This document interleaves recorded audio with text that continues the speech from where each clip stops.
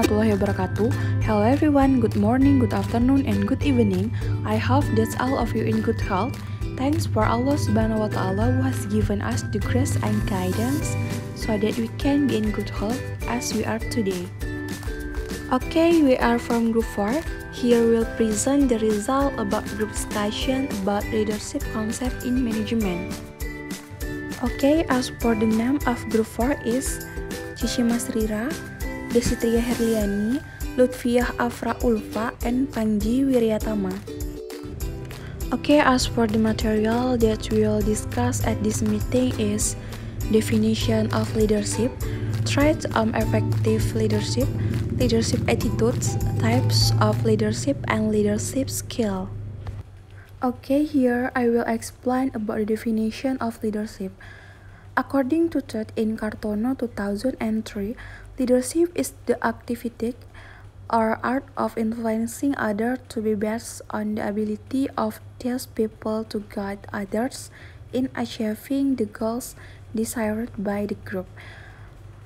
Meanwhile, according to Wisdom 2009, leadership is the process of carrying out individual duties and obligations. Jadi di sini ada banyak pengertian yang dikemukakan oleh para pakar menurut sudut pandangnya masing-masing. Yang pertama yaitu menurut Ted dalam Kartono pada tahun 2003.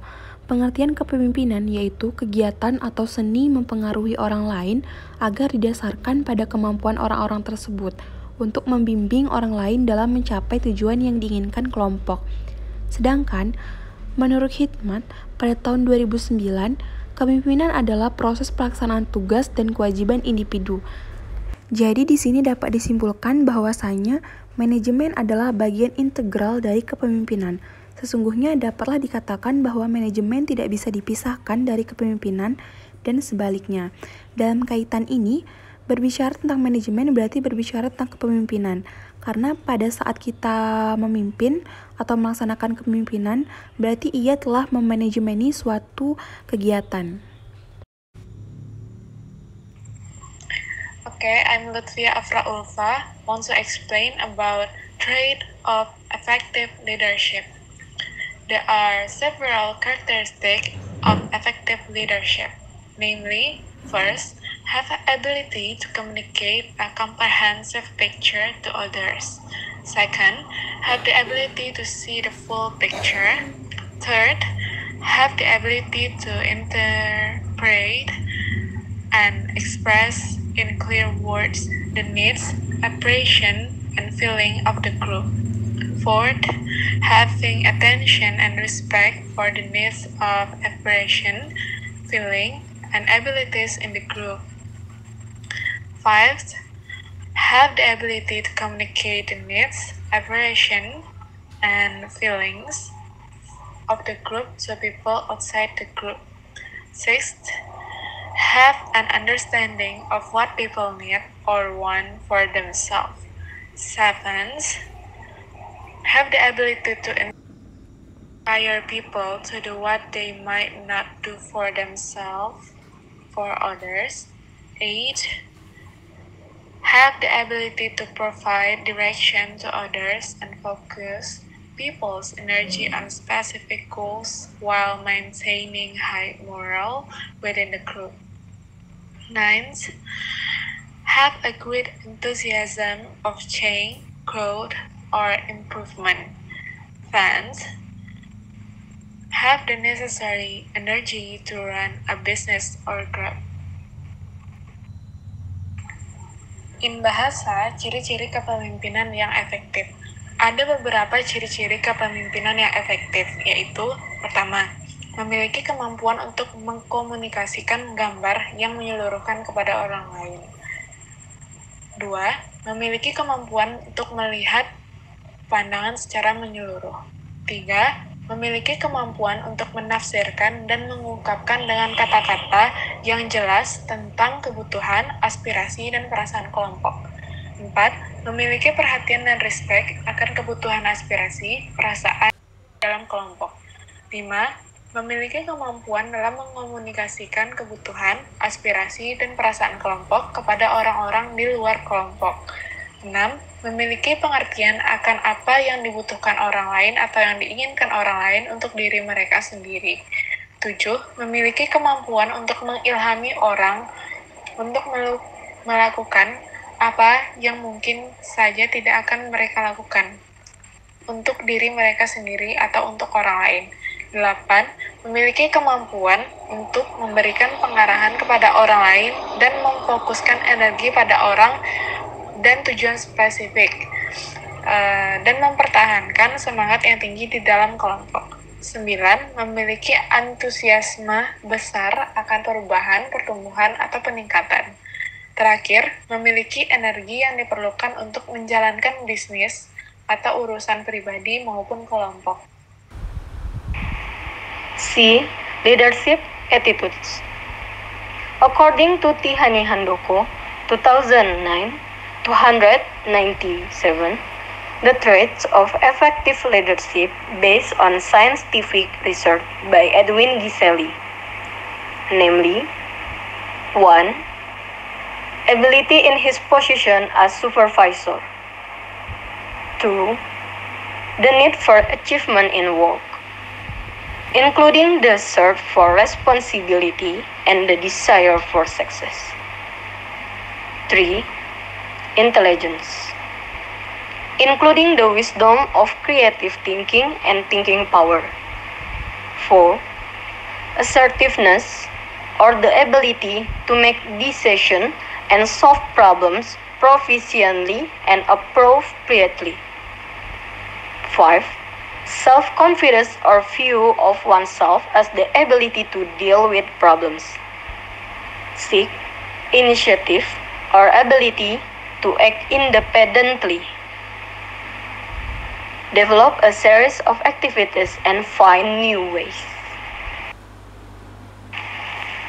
In bahasa, sikap-sikap kepemimpinan. Menurut T. Hani Handoko, 2009-297, sifat-sifat kepemimpinan yang efektif berdasarkan penelitian ilmiah Edwin Giselli, yaitu 1. Kemampuan dalam kedudukannya sebagai pengawas.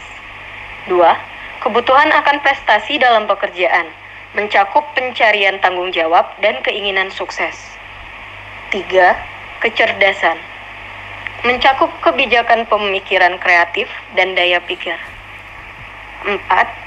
Ketegasan atau kemampuan untuk membuat keputusan dan memecahkan masalah dengan cakap dan tepat. 5. Kepercayaan diri atau pandangan terhadap dirinya sebagai kemampuan untuk menghadapi masalah.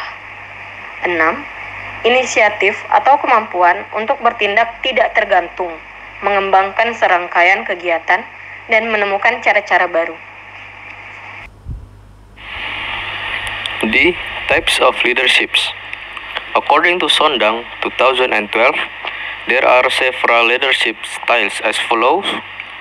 1. Autocratic type. In terms of decision making, an autocratic leader will act alone and inform his subordinate that he has made a certain decision and that the subordinate only act as implementer because they are not involved in the decision making process. In maintaining relationship with subordinate, this leader usually use a formal approach based on his position and status in the organization and does not consider whether his leadership is accepted or not, prioritizing task completion. 2. Paternalistic type. In terms of decision making, this leader makes his own decision and then sells this decision to subordinate to implement.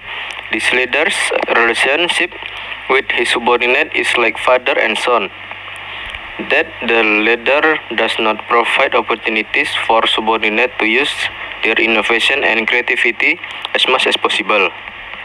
3. Charismatic type. In making decisions, these leaders look at situation and condition. They can be autocratic and charismatic.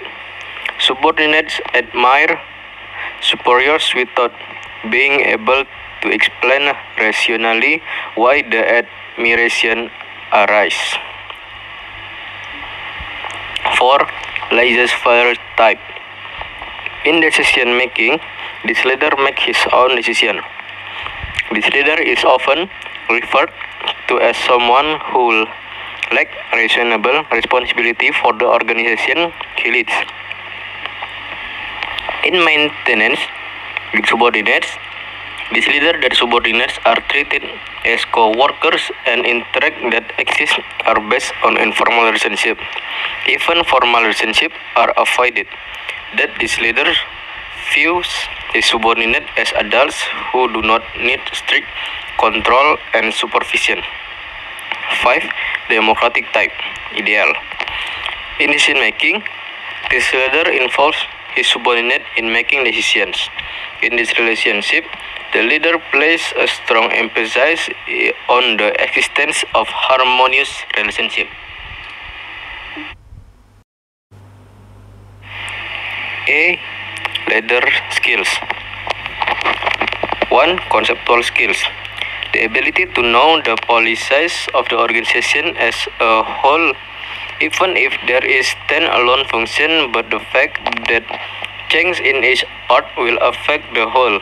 It can be illustrated that the relationship involves programs in the political, social, economic field of the entire nation. This conceptual skill will increase in importance, especially at the top management level. 2. Human skill. The ability to work in group. This is intended to build a coordination effort within a team where he acts as a leader. 3. Technical skill. These technical skills are important for middle-level leaders, where the relationship between leader and subordinates is very close. This skill includes activities using methods, procedures, and techniques, which are generally close related between leaders and subordinates. These technical skills are important at lower level of leadership and are diminished or completely discouraged. Bahasa Indonesianya, kecakapan pemimpin. 1. Kecakapan konsepsional. Kemampuan mengetahui kebijaksanaan organisasi secara keseluruhan. Sekalipun adanya fungsi yang berdiri sendiri, tetapi kenyataan bahwa perubahan pada setiap bagian akan mempengaruhi terhadap keseluruhan. Hal ini digambarkan bahwa hubungan itu menyangkut program-program di bidang politik, sosial, ekonomi seluruh bangsa. Kecakapan konsepsional ini akan bertambah penting terutama pada pimpinan tingkat atas, top management level. 2. Kecakapan kemanusiaan, human skill. Kemampuan untuk bekerja di dalam kelompok. Hal ini dimaksudkan untuk membangun suatu usaha koordinasi di dalam suatu tim, di mana ia bertindak sebagai pemimpin. 3. Kecakapan teknis, technical skill. Kecakapan teknis ini penting bagi pemimpin tingkat menengah, middle management level, di mana hubungan antara pimpinan dan bawahan sangat dekat. Dalam kecakapan ini termasuk kegiatan-kegiatan menggunakan metode, proses, prosedur, dan teknik, yang pada umumnya hubungan antara pemimpin dan bawahan sangat dekat. Kecakapan teknis ini penting pada pimpinan tingkat bawah dan berkurang atau bahkan tidak ada sama sekali pada tingkat atas. Okay, that was the presentation for our group. I asked the moderator to say goodbye if there is something wrong. We apologize. We will end it. Wassalamualaikum warahmatullahi wabarakatuh.